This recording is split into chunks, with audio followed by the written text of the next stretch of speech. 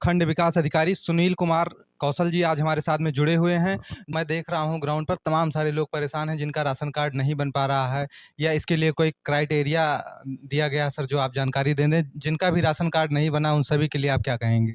देखिए इसमें सर, क्या ग्राम पंचायत में कोई नंबर होता है कि इतने नंबर तक ही राशन कार्ड बन सकता है या फिर बाद में जो यूनिट है आते हैं? आप भी देखते हैं सर, गौशाला सरकार के द्वारा एक बनाया जा रहा है कि गौशालों में जितने भी छुट्टा जानवर हैं उनको वहाँ पर रखा जाएगा, उनके लिए चारे की व्यवस्था होगी, पानी की व्यवस्था होगी।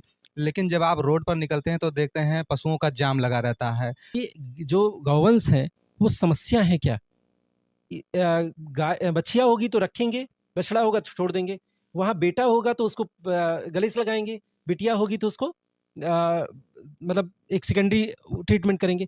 कि तमाम सारे पत्रकारों के टेंडर अपने पेपर में प्रकाशित किए जाने के बावजूद भी उनके टेंडर का भुगतान नहीं हुआ है। जबकि अगर उस पर देखा जाए तो उस टेंडर से रिलेटेड जो कार्य हुए हैं उसका भुगतान हो चुका है। कि अब किसी एक ग्राम पंचायत का नाम लेना ठीक नहीं है कि वहाँ पर पंचायत सहायक उपलब्ध नहीं होते हैं, वो घर से अपनी जॉब कर लेते हैं, ड्यूटी लगा देते हैं, या कई जगह देखा गया है ना पंखा है ना कुर्सी है, वहाँ का सब बजट पास हो गया है।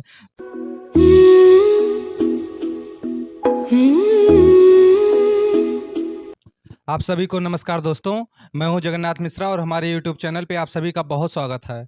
दोस्तों, आज हमारे साथ में विक्रमजोत ब्लॉक से खंड विकास अधिकारी सुनील कुमार कौशल जी आज हमारे साथ में जुड़े हुए हैं, जो कि आप खंड विकास अधिकारी बने, इससे लेकर और शिक्षा दीक्षा आपने कैसे अर्जित किया, एक खंड विकास अधिकारी के रूप में क्या जिम्मेदारियां होती हैं, क्या योजनाएं विकास खंड विक्रमजोत में चल रही हैं वर्तमान में, चूँकि आपकी यहाँ पर तैनाती है, और कुछ समस्याएँ भी जो विक्रमजोत ब्लॉक की हैं, इन तमाम सारी बातों पर हम फ़ोकस करेंगे। सबसे पहले हमारे साथ में खंड विकास अधिकारी विक्रमजोत सुनील कुमार कौशल जी हमारे चैनल पर जुड़े हुए हैं हमसे बातचीत करने के लिए। सर, हमारे चैनल पर आपका स्वागत है।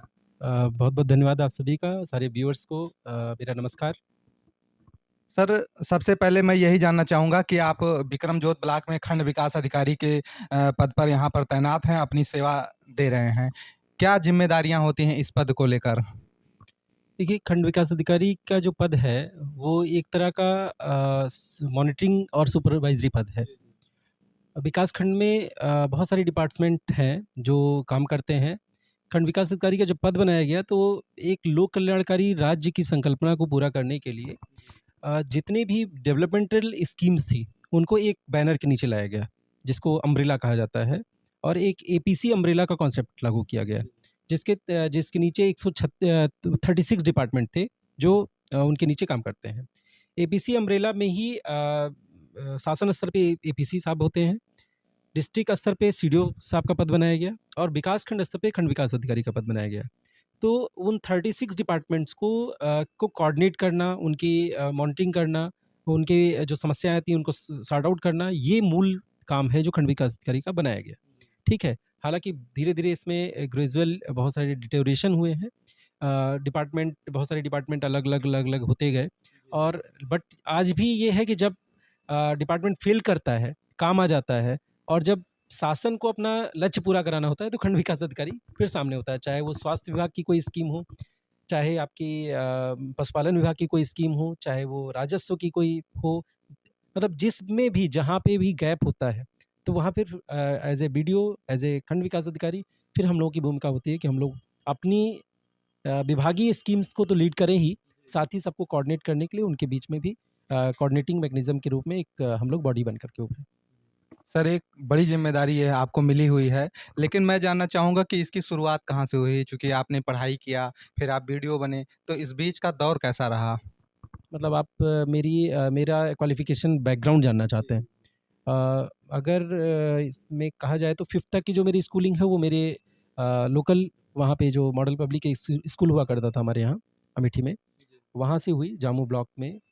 उसके बाद जो 6th से 12th तक की जो पढ़ाई मेरी रही वो जवाहर नवोदय विद्यालय अमेठी में रही। जवाहर नवोदय विद्यालय एक इंस्टीट्यूट है, आप सब लोग अवगत हैं। तो मैं उसका स्टूडेंट रहा। उसके बाद फिर इलाहाबाद यूनिवर्सिटी का मैं छात्र रहा, और वहाँ से मेरा यूजी हुआ। यूजी मतलब ग्रेजुएशन करने के बाद कंप्लीट करने के बाद मैं सिविल सर्विसेज की तैयारी में आ गया। फिर बीच में मैंने इस तैयारी के दौरान ही फिर अपना पीजी कंप्लीट किया, और पीजी में अपीयरिंग में ही मुझे जेआरएफ मिल गया। तो जूनियर रिसर्च फेलोशिप जब मिल गया तो मैंने डॉक्टरेट के लिए रिसर्च के लिए अप्लाई किया, बट उसी दौरान फिर मेरा सिलेक्शन हो गया, तो मैं यहाँ आ गया। सर, अब मैं जानना चाहूँगा कि जैसे आप विक्रमजोत ब्लॉक पर बीडीओ के पद पर यहाँ पर सेवाएँ दे रहे हैं, तो यहाँ पर यहाँ की जनता के लिए जो आपको जनता सुनेगी, उन सभी के लिए ऐसी क्या योजनाएँ वर्तमान में चल रही हैं जिनका फ़ायदा लोगों को मिल भी रहा है या तमाम सारे लोगों को जानकारी नहीं है, जो आप जानकारी देना चाहें?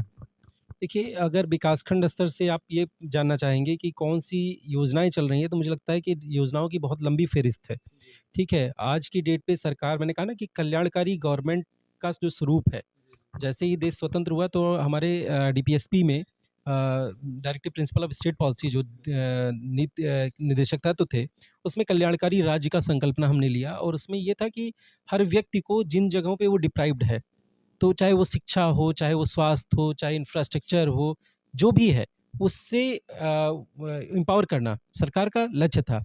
और उस लिहाज से जो जितना भी मतलब स्कीम्स हैं, वो ब्लॉक लेवल पे आकर के संकेंद्रित हो जाती हैं, ठीक है? जैसे अभी वृद्धा पेंशन है, तो वृद्धा पेंशन के जो भी वृद्ध हैं, उनको पेंशन नहीं मिल रही तो उनको फॉर्म अप्लाई करना चाहिए, वृद्धा पेंशन उनकी बनती है।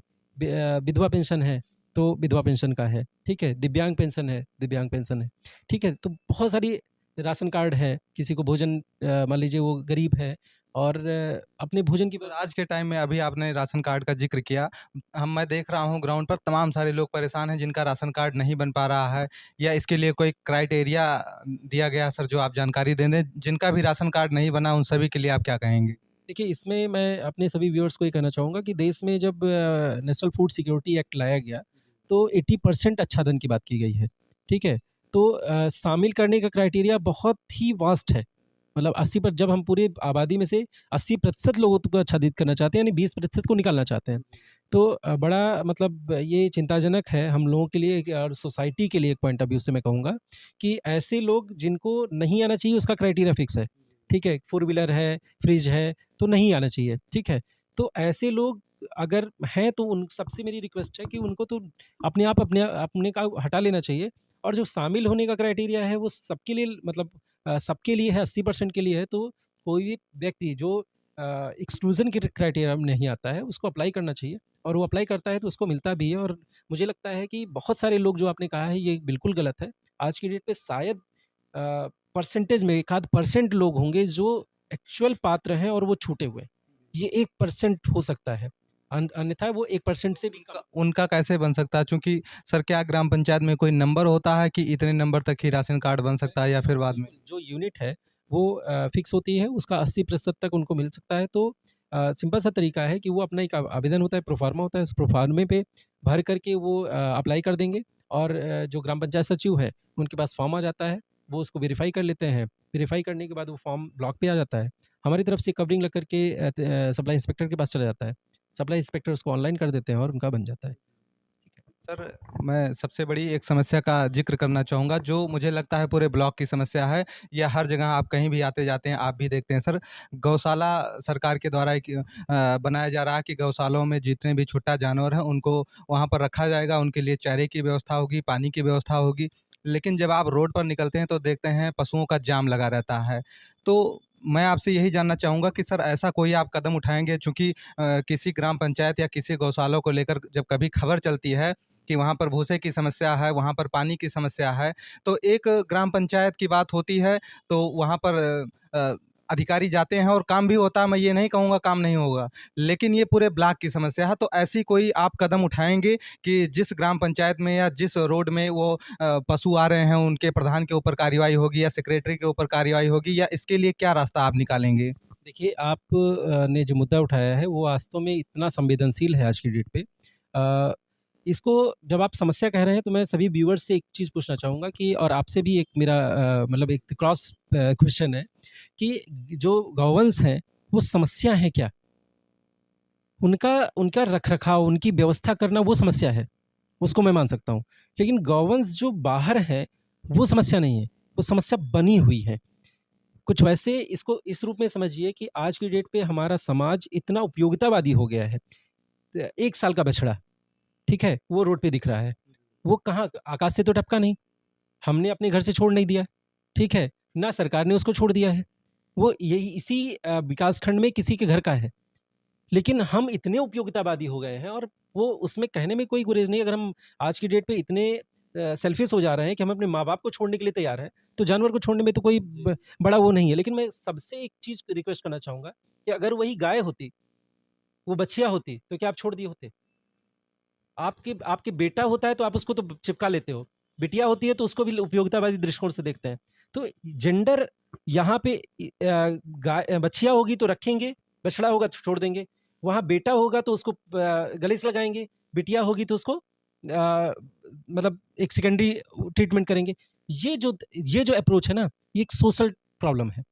मैं ये मानता हूँ कि ये एडमिनिस्ट्रेटिव प्रॉब्लम है ही नहीं, ये सोशल प्रॉब्लम है। और इसका समाधान कोई ना एक बीडीओ कर सकता है, ना कोई एक प्रधान कर सकता है, ना कोई सेक्रेटरी कर सकता है, ठीक है? ये तभी हो सकता है जब हम ये बात समझें कि ये हम सबकी प्रॉब्लम है।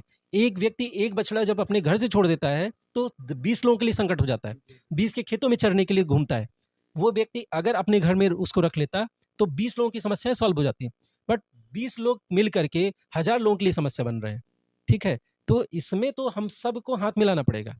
कोई खिला नहीं सकता है, उसके लिए भी सरकार ने व्यवस्था की कि भाई आप मत छोड़ो, आप अपने पास रख लो। और कोई भी अगर छुट्टा जानवर को अपने घर में आश्रय देगा तो उसको भी 900 रुपये महीने के हिसाब से दिया जाएगा, ठीक है? गौवंश और गौ की जो प्रजाति है, वो पूजनीय है हमारे समाज में, ठीक है? चाहे वो बछिया के रूप में हो, तो कामधेनु मानी जाती हैं, और जो बैल के रूप में होती हैं, तो नंदी माने जाते हैं। ऐसे समाज में भी जिनको हम पूजनीय मानते हैं, अगर हम उसको समस्या के रूप में देख रहे हैं, तो हमको अपने विचारधारा पे एक बार विचार करने की ज़रूरत है। इसमें समस्या आपने हमसे क्रॉस क्वेश्चन किया। समस्या तब होती है जब रोड पर जानवर खड़े रहते हैं, एक्सीडेंट हो जाता है या फसल किसानों की फसल खा लेते हैं। सर मैं आपसे मांग करूंगा या ऐसी कोई आप दिशा निर्देश अपने ब्लॉग पर जारी करें कि जिसके क्षेत्र में ऐसे झुंड के झुंड ये जानवर पाए जाएंगे, उस ग्राम प्रधान की जवाबदेही तय हो या सेक्रेटरी की, या वहाँ के लोग अगर कोई छोड़ रहा है तो उनके ऊपर भी कार्रवाई होनी चाहिए। मैं एग्ज़ैक्टली वही बात बोल रहा हूँ कि ये कार्रवाई तो होनी चाहिए, लेकिन कार्रवाई के साथ-साथ जब तक, जैसे जो मैं कह रहा हूँ ना कि किसी एक जगह पे जो 100 जानवर आके बैठ गए या 10 जानवर आके बैठ गए, 2 या 4 जानवर समस्या नहीं है। जब ये मतलब मॉब में हो जाते हैं, भीड़ में हो जाते हैं, ठीक है? तो वो समस्या है। हालाँकि हम लोग इसके बावजूद हमारा प्रयास ये है कि पर डे हमारे कैटल कैचर निकल रहे हैं। आज भी गौवंश आश्रय स्थल पे हम लोगों ने 7 जानवर को पकड़वा करके मल्लूपुर में छुड़वाया। पर डे जानवर कैटल कैचर निकलते हैं, पकड़े जाते हैं, उनको ले जाकर छोड़ा जाता है। बट इनके बावजूद एडमिनिस्ट्रेशन जो जानवर संरक्षित हैं, उनके देख-रेख, उनके रख-रखाव की बेहतर व्यवस्था करे, ये उसका दायित्व है, उसका नैतिक दायित्व है, उसका प्रशासनिक दायित्व भी है, वो होना चाहिए, ठीक है? उसमें किसी भी लेवल पे अगर हमारे किसी प्रधान के स्तर पे, हमारे सचिव के स्तर पे, हमारे किसी सेक्टर नोडल के स्तर पे लापरवाही होगी, तो उसपे कठोरतम कार्रवाई होनी चाहिए, ठीक है? और मैं करता हूँ, लास्ट लास्ट मंथ में 3 सेक्रेटरियों के हमारे वेतन रुके हुए हैं, पूरे 1 महीने के वेतन रुके हुए हैं, ठीक है? लेकिन उसके बावजूद जो मास लेवल पे जो ये समस्या है, उसका समाधान करने के लिए मैं सबसे यही रिक्वेस्ट करूँगा, आपके चैनल के माध्यम से आप सबसे ये रिक्वेस्ट करूँगा कि इस पे एक चर्चा होनी चाहिए कि हम मतलब माँ-बाप को छोड़ने की जो परंपरा हमने शुरू की है कि वृद्ध हो गए, अब यूज़लेस हैं, तो चलो छोड़ दें। इसको ख़त्म करना चाहिए। बैल एक होरी की कथा थी प्रेमचंद जी की। एक बैल जब अनुपयोगी हो जाता है और वो होरी उसको जब बेच देता है, ठीक है? तो फूट-फूट के रोता है और अंत में ले भी आता है उसको, ठीक है? तो प्रेमचंद आज के 50 साल पहले जिन चीज़ों को देख रहे थे और समाधान भी दे रहे थे, वो समाधान आज भी है। हम ही आप मिलकर कर सकते हैं, और मुझे लगता है उस पे प्रयास करने की ज़रूरत है। सर मनरेगा के तहत तमाम सारे कार्य हो रहे हैं। इसमें कई बार आप ये देखते हैं कि कई जॉब कार्ड्स कई ग्राम पंचायतों में फर्जी भी पाए जाते हैं। तमाम ये पूरे मैं ब्लॉक की बात कर रहा हूँ, तो इसको लेकर क्या गाइडलाइंस चल रही हैं जो आप लोगों को सही जानकारी देना चाहें? तमाम सारे प्रधान भी हैं, उनको जानकारी नहीं होती है, तमाम आम नागरिक हैं, उनको भी अपने अधिकारों की जानकारी नहीं होती। क्योंकि जॉब कार्ड्स बने रहते हैं लेकिन काम जेसीबी से हो जाता है, उनका बजट भी पास हो जाता है। तो इस पे आप उन लोगों को क्या चेतावनी देना चाहेंगे जो ऐसा काम कराते हैं, या क्या जानकारी देंगे? देखिए, आपने 2 चीज़ें अलग-अलग उठा दी हैं, दोनों मिक्स कर दी हैं बेसिकली। आपने एक तरफ कहा है कि जॉब कार्ड, कुछ ऐसे जॉब कार्ड जो फर्जी हैं। दूसरी तरफ आपने कहा कि जेसीबी चल गई, ठीक है? ये दोनों अलग-अलग समस्याएँ हैं। जॉब कार्ड जो मतलब फेक जॉब कार्ड की जो आप बात कर रहे हैं, हम ब्लॉक ही नहीं, शासन स्तर पे इस पे बहुत ही स्ट्रिक्ट मॉनिटरिंग हो रही है। और आपको जानकर के अच्छा लगेगा कि आज की डेट पे जितने हमारे एक्टिव वर्कर जिन्होंने एक भी दिन पिछले 2 सालों में काम किया, उनको हम एक्टिव वर्कर कहते हैं। तो पूरे विकासखंड में एक्टिव वर्कर के रूप में अगर देखा जाए तो केवल आज की डेट पे हमारे पास 38 लोग बचे हैं, ठीक है? 38,000 में, जिनमें से मतलब 38,000 टोटल हैं, जिसमें से 23,000 समथिंग में केवल मतलब 500 से भी कम संख्या आ गई, 358 के आसपास है। इतने लोग बचे हुए हैं जिनका हमको आधार लिंक करना है, यानी उनका वेरिफिकेशन कराना है, मतलब 38 का। बाकी हमारे हो चुके हैं वेरीफाई, ठीक है? तो वेरिफिकेशन इसका मतलब हो चुका है। दूसरा, जो टोटल वर्कर हैं, मतलब जितने भी जिनका भी कार्ड बना है वो काम करते हैं या नहीं करते, उनका वेरिफिकेशन चल रहा है और वो संख्या 1000 में है। मुझे लगता है अगले 1 हफ्ते के अंदर उनको भी हम लोग ख़त्म कर देंगे।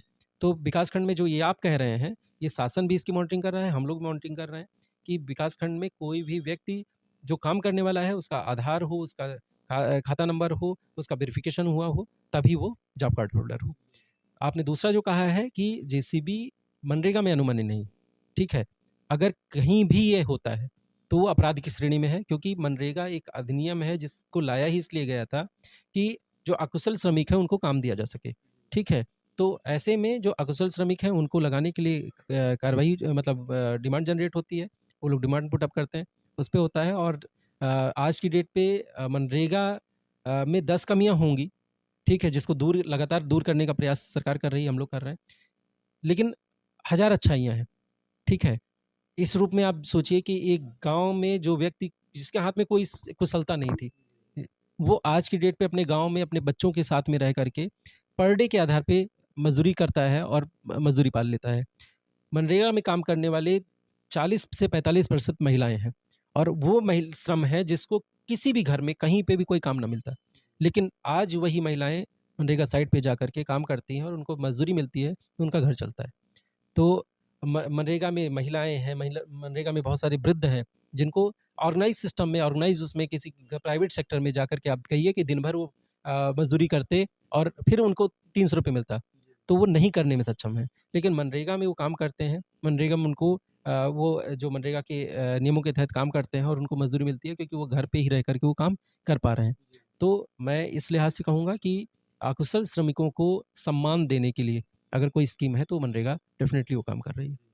सर, एक समस्या पत्रकारों की आ रही है, इस ब्लॉग पर देखा गया है कि तमाम सारे पत्रकारों के टेंडर अपने पेपर में प्रकाशित किए जाने के बावजूद भी उनके टेंडर का भुगतान नहीं हुआ है। जबकि अगर उस पर देखा जाए तो उस टेंडर से रिलेटेड जो कार्य हुए हैं, उसका भुगतान हो चुका है। अगर चाहे 22-23 और 21-22 की बात की जाए या 23-24 का ये जो चल रहा है, इस पर आप क्या जानकारी देंगे सर? देखिए, मैं एक चीज़ ये कहूँगा कि जो ये समस्या है, ये टू वे है, ठीक है?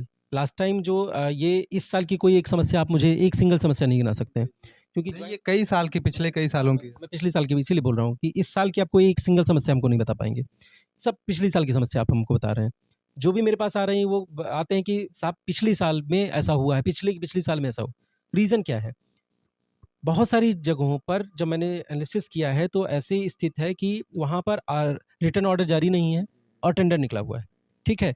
जब मैं अपने ग्राम पंचायतों को कहता हूँ, तो कहते हैं साहब हमने ऑर्डर किया नहीं था, टेंडर निकल गया था, इसलिए हम भुगतान नहीं कर पा रहे। दूसरी जगह कि टेंडर निकलने के 15 दिन के अंदर बिल वाउचर दे करके उसको फ़ॉलो अप हो जाना चाहिए, ठीक है? लेकिन 1-1 साल तक चीज़ें लिंगर ऑन हैं, ठीक है? तो उसके संदर्भ में दोनों स्तरों पे, एक तो सभी मीडिया बंधुओं से मैंने रिक्वेस्ट करके सबका आरओ मँगवाया, इसीलिए आरओ को बंच अप करके मैंने पत्र जारी किए हैं और मतलब जो बहुत बल्क में थे, वो धीरे-धीरे कम हो गए हैं और अभी कुछ-कुछ जगहों पे कुछ-कुछ ग्राम पंचायतें बची हुई हैं।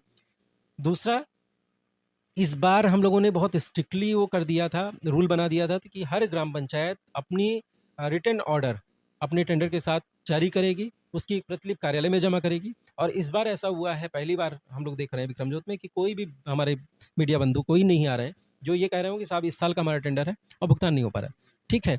तो दोनों स्तर पे मुझे लगता है इसको बेटर करने की ज़रूरत है, बिना आरओ लिए, ठीक है? एक भी निकलना नहीं चाहिए, क्योंकि हम अपने घर में एडवर्टाइज़मेंट नहीं कर रहे हैं। हम एडवर्टाइज़मेंट किसी इंस्टीट्यूशन में कर रहे हैं। तो इंस्टीट्यूशन जब तक और इंस्टीट्यूशन का ही कर रहे हैं। हम आप बैठे हैं, व्यक्तिगत हमारे आपके संबंध हो, मैं आपसे कुछ कह दूँ, आप मुझसे कुछ कह दीजिए, ठीक है? हम आपस में लेन-देन कर लें, वो एक अलग चीज़ हो सकती है। लेकिन जब हम इंस्टीट्यूशनल लेवल पे बात कर रहे हैं कि विकासखंड एक इंस्टीट्यूशन है, मीडिया एक इंस्टीट्यूशन है, तो ग्राम पंचायत अगर किसी को कोई ऑर्डर दे तो ऑन पेपर होना चाहिए, और अगर ये ऑन पेपर का सिस्टम प्रॉपर चले, तो मुझे नहीं लगता है कि कोई कोई भी व्यक्ति ये डिनाई कर पाएगा कि मैं भुगतान नहीं करूँगा, ठीक है? तो एक बड़ी समस्या आ रही सर, इसका निदान आपसे लोग चाहते हैं।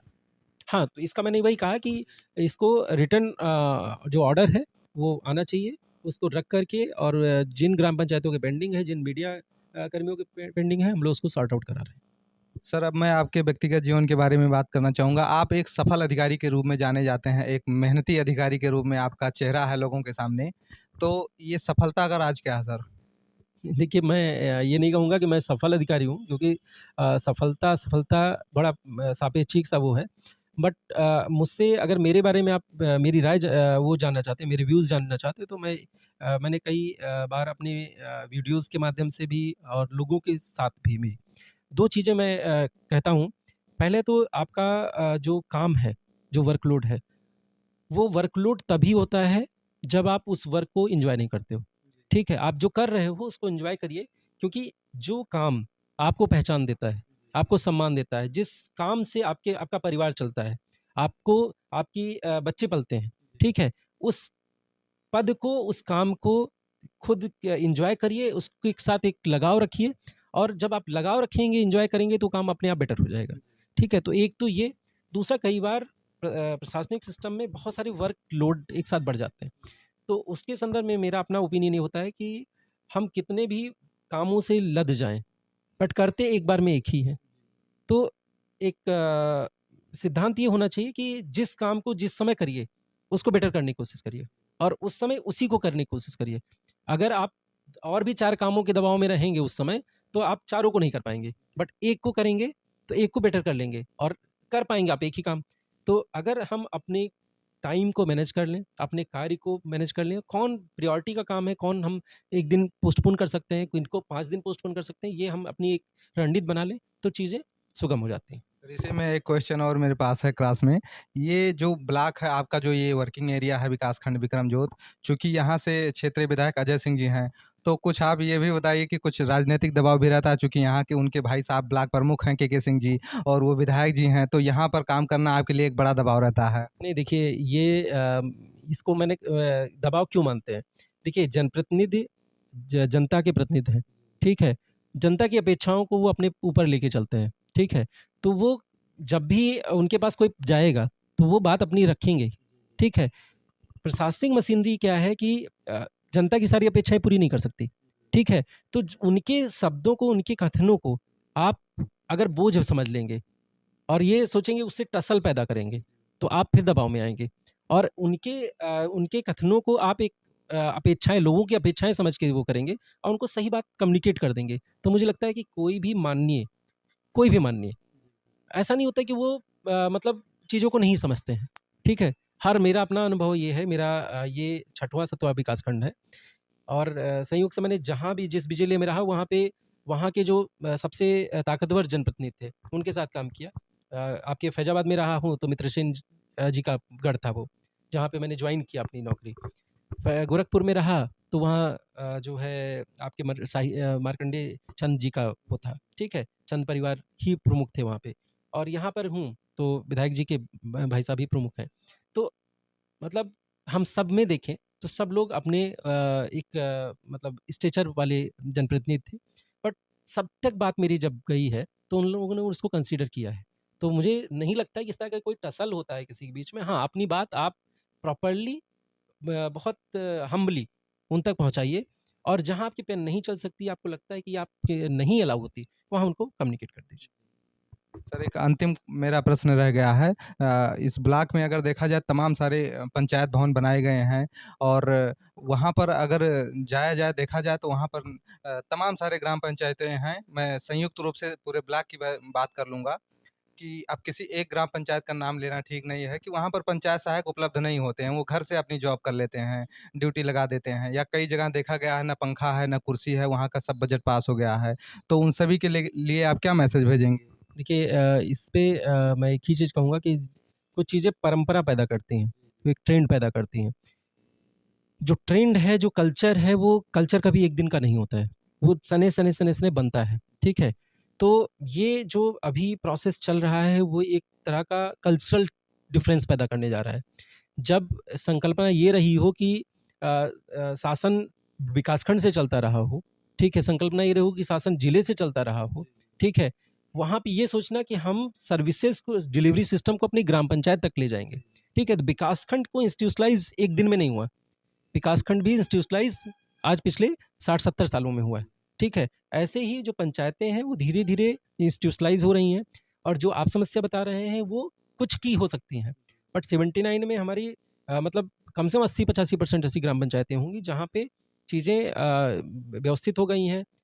वहाँ पे इंफ्रास्ट्रक्चर सेटअप है। हाँ, ये बात कि सुबह 10 से लेकर के 5 तक बैठने का जो ये ट्रेंड है, ये मैंने कहा ना कि धीरे-धीरे लगातार मॉनिटरिंग हो रही है, लगातार ब्रीफिंग हो रही है, लगातार दोनों चीज़ें कि एक उन पर दबाव भी रखा जा रहा है, उनको मोटिवेट किया जा रहा है और जैसे-जैसे लोग जब आप सर्विस देने लगते हैं और लोगों को उससे फ़ायदा होने लगता है, तो देने वाले को, जैसे मैं बैठा हूँ, दिन भर बैठा रहूँ मैं, मान लीजिए, ठीक है? अब विकास फंड मुझे कोई पूछने ना आए, तो मुझे लगे यार मेरे बैठने से क्या फ़ायदा है, ठीक है? लेकिन लोग आते हैं, उनकी समस्याएँ सॉर्ट आउट होती हैं, तो हमको भी एक मनोबल बढ़ता है कि नहीं यार मेरे होने से ये फ़ायदा है, तो मैं बैठता हूँ वहाँ पे, ठीक है? ऐसे ही पंचायत सहायक, सचिव, ग्राम पंचायतों में बैठने, लोगों की समस्याएँ धीरे-धीरे सॉर्ट आउट होनी शुरू हो जाएँगी। उनका वृद्धा पेंशन, उनका दिव्यांग पेंशन बनना शुरू हो जाएगा। धीरे-धीरे वो एक कल्चर की तरफ सरकार बढ़ा रही है, सरकार की मंशा ये है और सरकार वहाँ तक पहुँचाएगी। बस थोड़ा-सा जो मैंने कहा कल्चरल पैदा होने में जो टाइम है, उतने टाइम की दरकार है और मुझे लगता है कि यही इंटरव्यू जब 2 साल बाद देखा जाएगा तो पता चलेगा नहीं ये तो पुरानी बात हो गई। हमारे जो पंचायत भवन है वो तो आज की डेट में फंक्शनल हो गए। ठीक है? तो आई होप सो। सर, जो भी आपके जूनियर अधिकारी, कर्मचारी आपको सुन रहे हैं या जो विद्यार्थी सुन रहे हैं या जो जनता सुन रही है, सभी के लिए संयुक्त रूप से क्या मैसेज है आपका?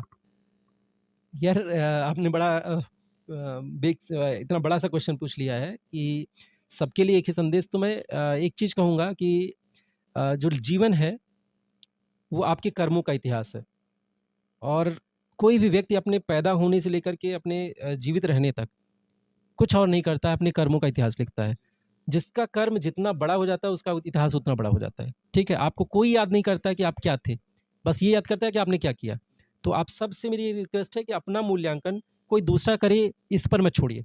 आप अपना मूल्यांकन खुद करिए और खुद करते रहिए, अनवरत करिए और ये देखिए कि आपने अपने कर्मों को कितना बड़ा बनाया। ठीक है? तो और वो तभी बनेगा जब आप अपने स्फीयर को, अपने व्यक्तित्व को बड़ा बनाने की कोशिश करेंगे। तो वो अनवरत, चाहे वो स्टूडेंट हो, चाहे वो हमारे वृद्ध हों, चाहे जो हों, उनको ये काम मुझे लगता है कि इस फ़िलॉसफ़ी को जीने की कोशिश करना चाहिए, जो मुझे लगता है मुझे पसंद है और मैं जीने की कोशिश करता हूँ।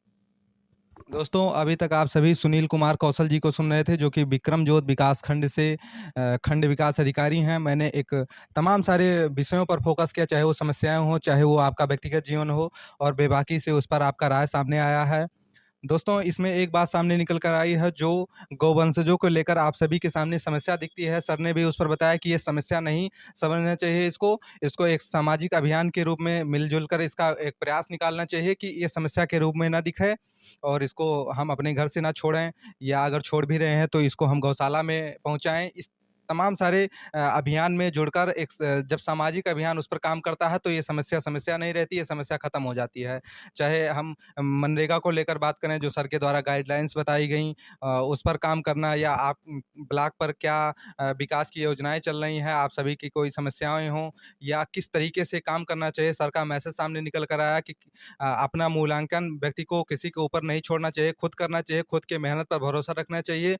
मैंने कर्मचारियों को लेकर प्रश्न किया, तमाम सारी समस्याओं पर फ़ोकस किया। अब आप सभी इंटरव्यू सुनेंगे तो निश्चित रूप से आप सभी को यह इंटरव्यू से बहुत सारी सीख मिलने वाली है, इसलिए इसको पूरा सुनिए और लोगों के पास ज़्यादा से ज़्यादा शेयर भी करिए, ताकि ये जानकारी ज़्यादा से ज़्यादा लोगों तक पहुँच सके। सर, आपने हमारे साथ बातचीत किया, इतना अमूल्य समय अपना आपने हमको दिया, इसके लिए बहुत-बहुत धन्यवाद। बहुत-बहुत धन्यवाद। सभी व्यूअर्स मेरा नमस्कार। धन्यवाद।